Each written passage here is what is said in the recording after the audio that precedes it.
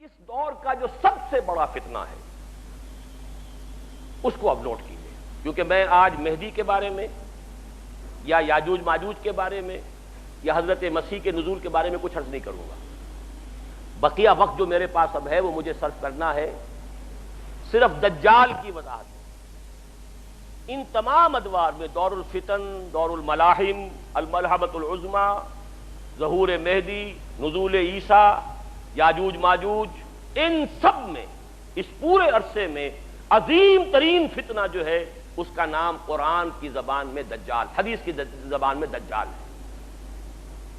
چنانچہ پہلے تو حدیث سنیے، صحیح مسلم کی روایت ہے، عن عمران ابن حسین رضی اللہ تعالی عنہ قال سمعت رسول اللہ صلی اللہ علیہ وسلم یقول ما بین خلق آدم الى قیام القیامت الى قیام الساعت امر اکبر من الدجال، رواہ مسلم۔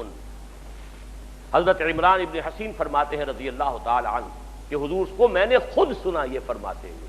جس حدیث میں یہ الفاظ آتے سمعت تو میں نے خود سنا، اس میں ایک اور زور پیدا ہو جاتا ہے، ورنہ یہ عن رسول اللہ ہے، اس میں ایک امکان ہوتا ہے کہ حضور سے کسی اور صحابی نے سنا ہو اور ان صحابی نے انہیں بتایا، اس کا ایک امکان پیدا ہو جاتا ہے نظری طور پر۔ لیکن جب راوی کہے، صحابی راوی، سمعت تو میں نے خود سنا، تو گویا کہ اس میں اور تاکید کا پہلو ہے۔ ما بین خلق آدم و قیامت الساعہ، آدم کی تخلیق سے لے کر قیامت کے قائم ہونے تک، اب یہ قیامت وہ اردو والی قیامت میں بول رہا ہوں، ساعت جس کو عربی میں ساعت کہیں گے قرآن مجید کی اصطلاح میں، ان دونوں کے مابین دجال کے فتنے سے بڑا فتنہ کوئی نہیں۔ دوسری حدیث سنیے، یہ ترمذی اور ابو داؤد میں ہے، جامع ترمذی، سنن ابی داؤد، عن ابی عبیدہ بن الجراح رضی اللہ تعالی عنہ، یہ جن کو امین هذه الامہ قرار دیا حضور نے، امیر الامت ابو عبیدہ بن الجراح رضی اللہ تعالی عنہ، قال سمعت رسول اللہ صلی اللہ علیہ وسلم یقول، وہ بھی فرماتے ہیں کہ میں نے سنا رسول اللہ صلی اللہ علیہ وسلم کو فرماتے ہوئے، انہ لم یکن نبی بعد نوح الا قد انذر الدجال قومہ وانی انذرکموہ۔ حضور نے فرمایا کہ نوح کے بعد کوئی نبی اللہ کا ایسا نہیں گزرا جس نے اپنی قوم کو، اپنی امت کو دجال کے فتنے سے خبردار نہ کیا ہو، تو اے مسلمانوں میں بھی تمہیں خبردار کر رہا ہوں۔ صرف ان دو حدیثوں پر اکتفا کر رہا ہوں، ورنہ اس باب میں آپ کو حدیثیں بہت سی ملیں گی، لیکن بہرحال یہ سمجھ لیجئے کہ دجال کا فتنہ جو ہے وہ احادیث نبویہ کی روح سے تاریخ انسانی کا از آدم تا آخر دم عظیم ترین فتنہ ہے۔ اب سب سے پہلے سمجھیے کہ دجل کہتے کسے، لفظی معنی کیا ہے دجال کے؟ اردو میں بھی یہ لفظ مستعمل ہے، دجل و فریب۔ دجل کہتے ہیں ملمہ سازی، کسی حقیقت پر کسی اور شے کا پردہ ڈال دینا تاکہ انسان دھوکہ کھا جائے۔ تانبے کے اوپر سونے کا پانی چڑھا دیا تاکہ آپ دھوکہ کھا جائیں کہ یہ سونا، یہ دجل ہے۔ اصل حقیقت کو چھپانے کے لیے کوئی فیبریکیشن، کوئی جھوٹ، کوئی افتراء، کوئی غلط بات اس کے اوپر ڈال دینا اس کا پردہ، یہ دجل ہے۔ اب دیکھیے سب سے پہلے تو یہ لفظ آتا ہے احادیث میں جھوٹے نبیوں کے لیے۔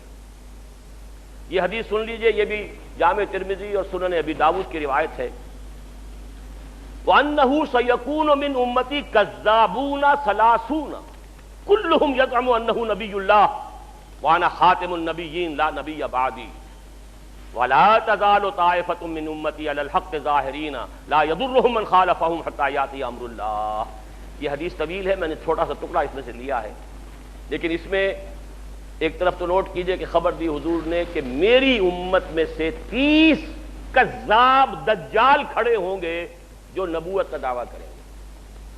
5-6 تو حضور کے زمانے میں آ گئے تھے متصلاً، وہ مسیلمہ اور نہ معلوم کون کون، ایک عورت بھی، وہ تو وہاں سے جو شروع ہوا سلسلہ، تو قریب ترین ہماری اس سرزمین کے اندر جہاں سے میں نے آج گفتگو شروع کی تھی، قادیانیت کا فتنہ، اور اس کی شدت کا اندازہ کیجئے کہ ابھی تک وہ پھیل رہا ہے، اس کے کہیں سمٹنے کا امکان نہیں ہے۔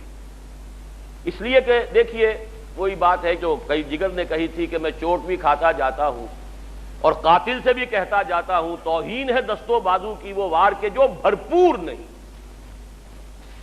یہ جو آپ نے ان کو غیر مسلم قرار دیا، یہ بھرپور وار نہیں کیا جب تک کہ اس کے ساتھ مرتد کی سزا قتل نافذ نہ کی جائے۔ آدھی بات، کافر تو قرار دیا، لیکن یہ کہ اگر مرتد کی سزا جو اسلامی ریاست میں ہے وہ آپ نافذ نہیں کرتے تو ان کا تبلیغ کا سلسلہ چل رہا ہے، لوگ اب بھی قادیانی ہو رہے ہیں، بہت سے نوجوان ان کے زیر اثر آتے ہیں، ان کا بڑا لمبا چوڑا نظام ہے۔ آج ان کے خلیفہ کا، جھوٹے خلیفہ کا خطبہ CNN سے نشر ہو رہا ہے۔ پورے عالم اسلام میں مسلمان جو ہے، حالانکہ دولت کے وہ انبار مسلمانوں کے پاس موجود ہیں جن کا کہ آپ حساب نہیں کر سکتے، لیکن یہ کہ کہیں مسلمانوں میں سے کسی کے لیے صحیح دین کی تعلیم کے لیے تو کوئی CNN کے اندر آپ وقت نہیں لے سکے آج تک۔ ان کا خطبہ نشر ہو رہا ہے، دنیا میں سنا جا رہا ہے، بڑے بڑے مراکز قائم ہو رہے ہیں۔ ٹورنٹو میں ان کا بہت بڑا مرکز بنا ہے، اب تو وہ انگلینڈ سے اپنا پورا مرکز جو ہے وہ شفٹ کرنے کی فکر میں ہے، اب امریکہ کے اندر وہ اڈے جمانے کی فکر میں، بہت بڑا مرکز ہے۔ یہ سارا سلسلہ چل رہا ہے، یہ کذابون دجالون، یہ جھوٹے نبیوں کے لیے، نبوت کے جھوٹے دعوے داروں کے لیے حدیث میں یہ لفظ آیا ہے، وَأَنَّهُ سَيَكُونُ مِنْ أُمَّتِي ثَلَاثُونَ كَذَّابُونَ كُلُّهُمْ يَزْعُمُ أَنَّهُ نَبِيُّ اللَّهِ۔ 30 ایسے پیدا ہوں گے شخص جھوٹے، کذاب، دجال، جن میں سے ہر شخص کا یہ گمان ہوگا کہ میں اللہ کا نبی ہوں، وَأَنَا خَاتِمُ النَّبِيِّينَ لَا نَبِيَّ بَعْدِي، جبکہ حقیقت یہ ہے کہ میں خاتم الانبیاء ہوں اور میرے بعد کوئی نبی نہیں۔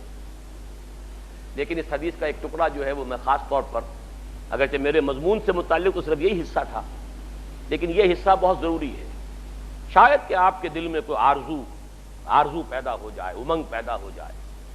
حضور نے جہاں یہ خبر دی ہے، ساتھ ہی یہ بھی خبر دی ہے، وَلَا تَزَالُ طَائِفَةٌ مِّنْ أُمَّتِي عَلَى الْحَقِّ ظَاهِرِينَ، لیکن میری امت میں ایک گروہ ہمیشہ حق پر غالب رہے گا، حق پر قائم رہے گا، لا يضرهم من خالفهم، انہیں کوئی نقصان نہیں پہنچا سکے گا جو شخص بھی چاہے ان کی مخالفت کرے، حتیٰ یاتی امر اللہ، یہاں تک کہ اللہ کا امر، اللہ کا فیصلہ آ جائے۔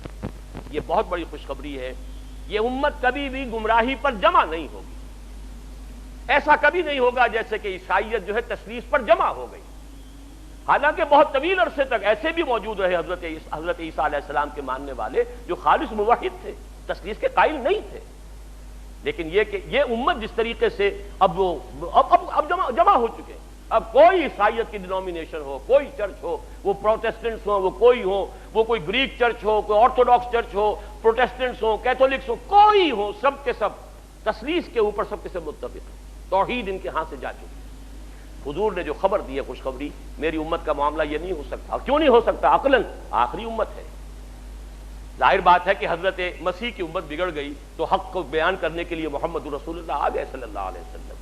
اب اگر یہاں یہ حق گم ہو جائے کلیتاً تو کوئی اور نبی تو آنے والا نہیں، لہذا حضور کو بھی پروٹیکشن دی گئی، حضور کے دین کو بھی پروٹیکشن دی گئی، اور اس پروٹیکشن ہی کا ایک پہلو یہ ہے کہ میری امت میں ایک گروہ ہمیشہ حق پر قائم رہے گا۔ اللہم ربنا اجعلنا منہم، اللہ تعالی ہمیں توفیق دے کہ ہم ان میں سے ہوں، یہ آرزو تو کم سے کم دل کے اندر پیدا کیجئے، یہ امنگ تو پیدا ہو جائے۔ اگرچہ مجھے معلوم ہے کہ ماحول وہ ہے جس کے بارے میں اقبال نے کہا ہے کہ آرزو اول تو پیدا ہو نہیں سکتی کہیں، اور ہو جائے تو مر جاتی ہے یا رہتی ہے خام۔ ماحول غذا نہیں دیتا، آکسیجن ہی نہیں ہے، 2 پتیاں تو نکلی تھی بیج میں سے لیکن مرجھا گئیں، اس لیے کہ غذا نہیں فضا میں۔ امنگ اٹھتی ہے، جذبہ ابھرتا ہے، اس کی آبیاری کا سامان نہیں ہے، خارجی نہیں ہے، سارا داخلی سامان کرنا پڑے گا، اپنے اندر کا تیل جلانا ہوگا، باہر کا تیل نہیں ملے گا۔ اقبال نے یہی بات کہی ایک شعر کے اندر، کر اپنی رات کو داغے جگر سے نورانی، کر اپنی رات کو داغے جگر سے نورانی، اپنے اندر تیل جلاؤ، اپنے جگر کا تیل جلاؤ، اس سے روشنی حاصل کرو گے، ماحول سے تمہیں روشنی نہیں ملے گی۔ اپنی اس عارضی کو پروان چڑھاؤ، لیکن اپنے اندرونی جذبے کے ساتھ، استقامت کے ساتھ۔ بہرحال اس حدیث کا یہ ٹکڑا میں نے صرف اس لیے سنایا کہ یہ ایک ہمارے لیے ایک امنگ پیدا کرنے والی شے ہے کہ اللہ تعالی ہمیں توفیق دے کہ ہم ان لوگوں میں سے۔ تو پہلا لفظ جو دجال آیا ہے وہ تو میں نے آپ سے عرض کیا کہ دجال جھوٹا نبی، جس کے بارے میں حضور کی خبر ہے کہ 30 پیدا ہوں۔ دوسرا ایک عمومی فتنہ ہے دجال، فتنۃ الدجال، عمومی فتنہ۔ وہ کیا ہے؟ اصل میں یہ تہذیب کے جس میں میں اور آپ واقعہ یہ ہے کہ ہم اس وقت غرق ہیں.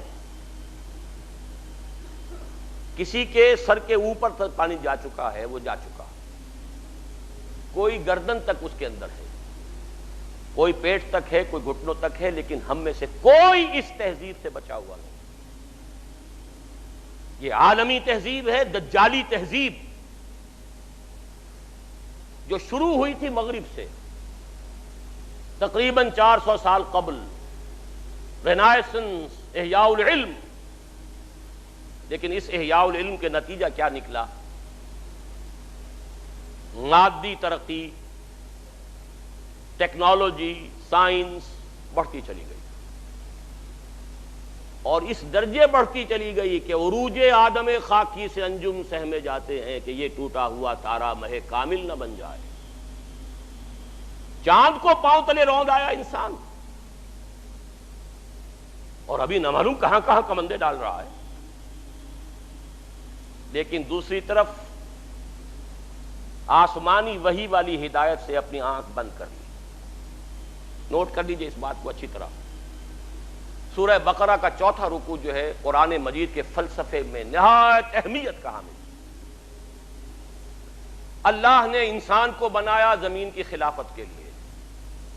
وَإِذْ قَالَ رَبُّكَ لِلْمَلَائِكَةِ إِنِّي جَاعِلٌ فِي الْأَرْضِ خَلِيفَةً. خلافت عرضی کے لیے آدم کی تخلیق ہوئی. 2 چیزیں دی گئیں آدم کو، ایک کا ذکر اس رکوع کے شروع میں ہے، ایک کا آخر میں.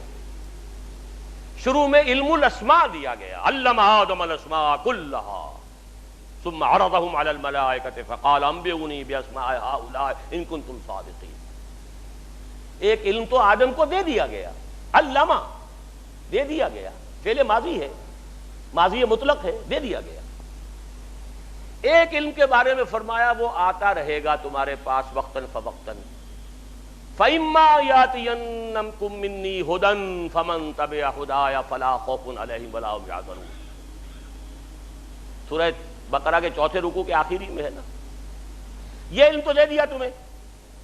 ایک علم ہے علم ہدایت، وہ وقفاً وقفے سے وقتاً فوقتاً آتا رہے. فَإِمَّا يَأْتِيَنَّكُم مِّنِّي هُدًى فَمَن تَبِعَ هُدَايَ، تو جو میری اس ہدایت کی پیروی کرے گا فَلَا خَوْفٌ عَلَيْهِمْ وَلَا هُمْ يَحْزَنُونَ وَالَّذِينَ كَفَرُوا وَكَذَّبُوا بِآيَاتِنَا أُولَٰئِكَ أَصْحَابُ النَّارِ هُمْ فِيهَا خَالِدُونَ. 2 چیزیں دی تھی نا.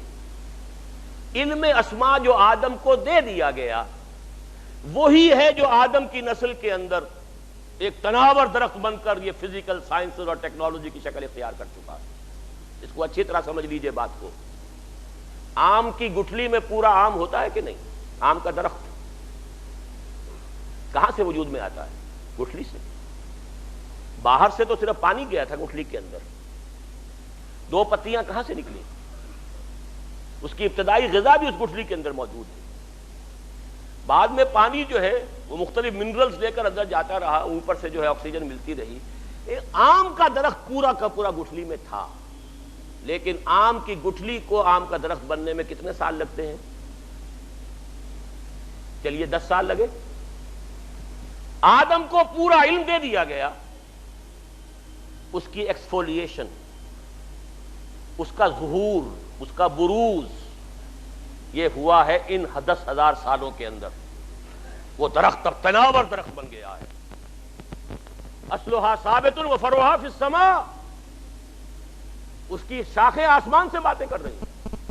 عروج آدم خاکی سے انجم سہمے جاتے ہیں کہ یہ ٹوٹا ہوا تارا مہ کامل نہ بن جائے.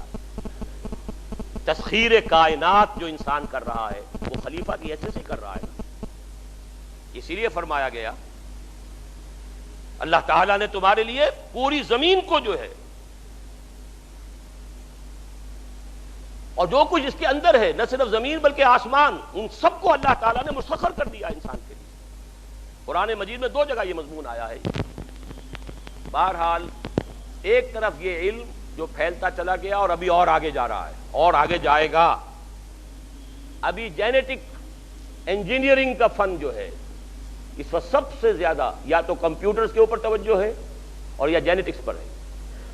اور جینیٹک انجینئرنگ کے طریقے سے ایسی جس قسم کے آپ چاہیں گے مخلوق پیدا کرنے کے قابل ہو جائیں گے، جو صفات آپ چاہتے ہیں پیدا کر لیں. ایسے انسان پیدا کیے جا سکیں گے جن میں سرے سے رحم اور سرے سے رقت کا مادہ ہی نہ ہو. ہیومن روبوٹس جن کو جہاں سے جو حکم ملے گا، جس کو کہا گیا قرآن مجید میں علیہا ملائکۃ غلاظ شداد لا یعصون اللہ ما امرہم ویفعلون ما یؤمرون، ایسے غلاظ اور شداد لوگ پیدا کر دیے جائیں گے کہ جن کے دلوں میں کوئی رحم نام کی کوئی کسی شے کا شائبہ نہیں. They can create. اب تو جینز کے ساتھ کھیلنے کا دور آ گیا. دیکھیے اب نوٹ کیجئے، یہ علم اگر بڑھتا چلا جاتا جیسا کہ بڑھتا چلا گیا، لیکن ساتھ ہی یہ علم جو آتا رہا اس کی پیروی جاری رہتی تو کوئی خرابی نہیں تھی. اللہ کا بندہ انسان رہتا، اللہ کے احکام پر کاربند رہتا، ان تمام علمی اکتشافات اور سائنسی ایجادات کو خیر کے لیے استعمال کرتا، بھلائی کے لیے استعمال کرتا. اگر تو یہ دونوں آنکھیں کھلی رہتی تو کوئی خرابی نہیں تھی. آج سے 400 سال پہلے انسان نے ایک آنکھ بند کر دی. مذہب سے کوئی سروکار نہیں، کوئی تعلق نہیں. ایک آنکھ بند، دوسری آنکھ چوپٹ. یہی یک چشمی تہذیب ہے، یہی دجالی تہذیب ہے، جو کانی تہذیب ہے جس کی ایک آنکھ ہے دو نہیں. یہ دجالی تہذیب جس نے کائنات ہی کو اصل شے قرار دیا ہے. خالق کو چھوڑو جی، ہوگا کوئی پیدا کرنے والا ہے یا نہیں ہے، چھوڑو دفع کرو. یہ دنیا تو ہے نا، اسے مسخر کرو. Concentrate your attention, focus your attention on this world. بھول جاؤ کوئی ہے یا نہیں ہے، کیا ہوگا کسی نے پیدا وہ جانے، ہے یا نہیں ہے اس بیت میں مت الجھو. روح کوئی ہے یا نہیں ہے، کوئی حقیقت ہے یا نہیں ہے، کیا پتا ہے کہ نہیں ہے، چھوڑو دفع کرو. کس نے دیکھی؟ جسم تو ہے نا، جسم کی فکر کرو، جسم کو بناؤ، تیار کرو، کھلاؤ پلاؤ، اس کے تقاضے، اس کے لیے سارے ایک سے ایک وائٹامنز جو ہیں ایجاد کرتے چلے جاؤ اور تلاش کرتے چلے جاؤ، وہ سب کچھ کرو. روح کوئی شے ہے یا نہیں ہے، ہوگی، اگر ہے بھی تو ہماری بحث کی دلچسپی کی چیز نہیں. آخرت ہوگی بھائی، پتہ نہیں ہے کہ نہیں ہے، کس نے آ کے بتایا. یہ دنیا تو ہے نا، اسے بناؤ، ویلفیئر سٹیٹ قائم کرو، دنیا کے اندر بہتر نظام قائم کرو. کہاں آخرت کے چکر میں پھنس گئے. یہ تین چیزیں بمقابلہ تین چیزوں کے، یہ میرا کتاب چاہے 67 کا لکھا ہوا اسلام کی نشرت ثانیہ کرنے کا اصل کام، اس کا تھیم یہی ہے کہ موجودہ تہذیب کو اینالائز کریں گے تو کیا ہے، خالق کائنات کی بجائے کائنات پر توجہ کرو، روح کی بجائے مادے پر توجہ کرو. حیات اخروی سے چھوڑو، ہوگی نہیں ہے، کیا ہے دنیا کی. یہ جو شفٹ آف ایمفیسس ہوا ہے، ہماری توجہ ادھر سے ہٹ کر ادھر، اب دنیا ہی مطلوب و مقصود، اسی کی رہنائیاں، اسی کی زیبائش، اسی کی سہولتیں، اسی کی بہبود. یہ ہے کہ جو ہمارا مطمع نظر ہے، اس کا نام ہے دجالی تہذیب. اور اسی لیے آتا ہے احادیث میں، اس لیے تمہیں اللہ نے سورہ کہف عطا کی، خاص طور پر اس کی ابتدائی اور آخری آیات. جو شخص، خاص طور پہ جمعے کا ذکر بھی آتا ہے، جو ہر جمعے کو سورہ کہف کی تلاوت کرے گا، اس کی ابتدائی آخری آیات کی تلاوت کرے گا، بناؤ اسے، اپنے ذہن اور فکر کا حصہ بناؤ اسے، تو پھر اس دجالی فتنے کے اثرات سے محفوظ رہ سکتے ہیں. وہ دجالی فتنہ کیا ہے؟ سورہ کہف کی 4 آیات کا حوالہ دے رہا ہوں. اِنَّا جَعَلْنَا مَا عَلَى الْأَرْضِ زِینَةً لَهَا لِنَبْلُوَهُمْ أَيُّهُمْ أَحْسَنُ عَمَلًا. ہم نے زمین پر جو کچھ ہے اسے اس کا سنگھار بنا دیا ہے، زیبائش، آرائش. آنکھیں چکا چوند ہو جاتی ہیں، نظر کو خیرہ کرتی ہے چمک تہذیب حاضر کی. یہ سنائی مگر جھوٹے نگوں کی ریزہ کاری ہے. لیکن آدمی جو ہے اسی کا دل دادا. لِنَبْلُوَهُمْ أَيُّهُمْ أَحْسَنُ عَمَلًا. دیکھنا چاہتے ہیں اسی عروس ہزار داماد کے زلف کے گراگیر بن کر رہ جاتے ہو یا ہم سے محبت کرتے ہو. رخ روشن کے آگے شمع رکھ کر وہ یہ کہتے ہیں ادھر جاتا ہے دیکھیں یا ادھر پروانہ آتا ہے. یہی امتحان ہے. ہمیں چاہتے ہو یا دنیا کو چاہتے ہو. اِنَّا جَعَلْنَا مَا عَلَى الْأَرْضِ زِینَةً لَهَا لِنَبْلُوَهُمْ أَيُّهُمْ أَحْسَنُ عَمَلًا. ایک جگہ سورہ کہف میں حضور کو روکا گیا، حضور ان غرباء اور فقراء صحابہ سے اپنی نگاہیں ادھر ہٹا کر امیروں کی طرف توجہ زیادہ نہ کیجیے. ولا تعد عیناک عنہم ترید زینۃ الحیات الدنیا. اے نبی کہیں یہ گمان نہ ہو جائے لوگوں کو کہ آپ بھی حیات دنیاوی کی زینت ہی کو زیادہ اہمیت دے رہے ہیں. یہ مشکل مقامات میں سے قرآن مجید کے میں نے اس کی جو سب سے زیادہ قابل قبول جو ایک تعویل ہو سکتی ہے وہ میں کر رہا ہوں کہ نبی کہیں ایسا نہ ہو کہ آپ کے اس طرز عمل سے لوگ یہ سمجھیں کہ محمد کی نگاہ میں بھی دولت ہی کی اہمیت ہے، تبھی تو دولت مندوں کی طرف توجہ زیادہ ہے. محمد کی نگاہ میں بھی شاید دنیاوی اقتدار جو ہے اسی کی اہمیت ہے، تبھی تو یہ جو قریش کے سردار آتے ہیں انہیں زیادہ وقت دیتے ہیں.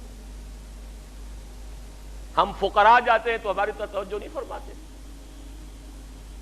وَلَا تَعْدُ عَيْنَاكَ عَنْهُمْ تُرِيدُ زِينَةَ الْحَيَاةِ وَاصْبِرْ نَفْسَكَ مَعَ الَّذِينَ يَدْعُونَ رَبَّهُمْ بِالْغَدَاةِ وَالْعَشِيِّ يُرِيدُونَ وَجْهَهُ. اے نبی اپنے ان ساتھیوں کی صحبت کے اندر آپ رکے رہیے، انہیں زیادہ وقت دیجیے جو صبح و شام اپنے رب کو پکارتے ہیں، اس کی رحمت کے امیدوار ہیں.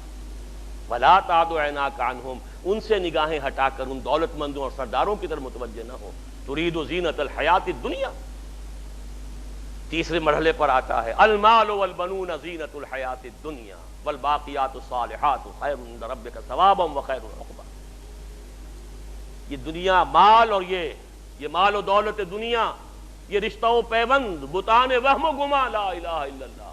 لیکن یہ کہ اسی کی زیبائش آرائش، اسی کی محبت، اسی کی سوچ، دن رات فکر ہے تو انہی کی ہے. المال والبنون زینۃ الحیات الدنیا. اور آخری آیت جو آخری رکوع میں قل هل ننبئكم بالاخسرین اعمالا الذین ضل سعیهم فی الحیات الدنیا وهم یحسبون انهم یحسنون صنعا. سب سے زیادہ گھاٹے اور خسارے میں رہنے والے کون ہیں؟ نبی ہم آپ کو بتائیں. اے نبی آپ ان سے کہیے کیا میں تمہیں بتاؤں سب سے زیادہ خسارے میں کون رہے؟ سوال کا جواب بھی خود ہی. جن لوگوں کی ساری بھاگ دوڑ سعی و جہد حیات دنیا ہی میں بھٹک کر رہ گئی، ساری بھاگ دوڑ، دن رات کی محنت، مشقت، سوچ ہے تو اسی کی، رات کو بھی دن کو بھی، دوڑ دھوپ، ساری فکر فی الحیات الدنیا ضلع بھٹک کر رہ گئی. انہی توانائیوں سے آخرت کمائی جا سکتی تھی، انہی چیزوں سے جو اللہ نے دی ہیں اللہ کو راضی کیا جا سکتا تھا. لیکن یہ ساری چیزیں کھپا دیں دنیا کے حصول میں، بھٹک گئیں. وہ تیر نیم کش جس کا نہ ہو کوئی ہدف ہونا چاہیے تھا اللہ کی ذات، لیکن تم نے پہنچایا، خرچ کر دیں یہ ساری چیزیں دنیا کی طلب میں. الذین ضل سعیہم فی الحیات الدنیا وہم یحسبون انہم یحسنون صنعا. یہ ہے وہ دجالی فتنہ جس نے آخرت پر دنیا کا ملمہ کر دیا ہے، ذات باری تعالیٰ پر کائنات کی عظمت کا پردہ ڈال دیا ہے. اللہ سے توجہ ہٹ گئی، کائنات، روح کی بجائے جسم، حیات اخروی کی بجائے حیات دنیا. یہ جو چار ہماری چیزوں کے اندر کہ جو پریفرنسز ہیں، جو ہمارا ایمفیسس ہے، زبان سے مانتے ہیں اللہ کو بھی آخرت کو بھی، لیکن آپ اپنے 24 گھنٹے کے تمام اوقات کا تجزیہ کیجئے، کتنی آپ کی توانائیاں اور قوتیں اللہ اور آخرت کے لیے صرف ہو رہی ہیں اور کتنی دنیا کے لیے ہو رہی ہیں. اقرا کتابک، ہر شخص اپنی کتاب خود پڑھے، اپنا حساب خود لے. اقرا کتابک کفا بنفسک اليوم علیک حسیبا. ہر شخص اپنا حساب خود کر سکتا ہے. 24 گھنٹے شمار کیجئے اس کا کتنا وقت. ہاں ٹھیک ہے، بھلے نفس کا علیہ کا حق پر، نفس کا بھی حق ہے، سونے کے لیے بھی وقت ہونا چاہیے، آپ کی اولاد کا لیے بھی یہ حق ہے. لیکن پھر دیکھیے باقی جو کچھ آپ کے پاس ہے توانائی جو آپ نے لگائی ہے کچھ چیز حاصل کرنے میں، اس کا کتنا حصہ ہے جو اللہ اور آخرت کے لیے صرف ہو رہا ہے اور کتنا حصہ ہے جو صرف اس دنیا کی amenities, facilities, luxuries, decoration pieces, کتنے پیسے سے وہ چیزیں خرید کر لا کر آپ اپنے ڈرائنگ روم سے جا رہے ہیں. کہاں پر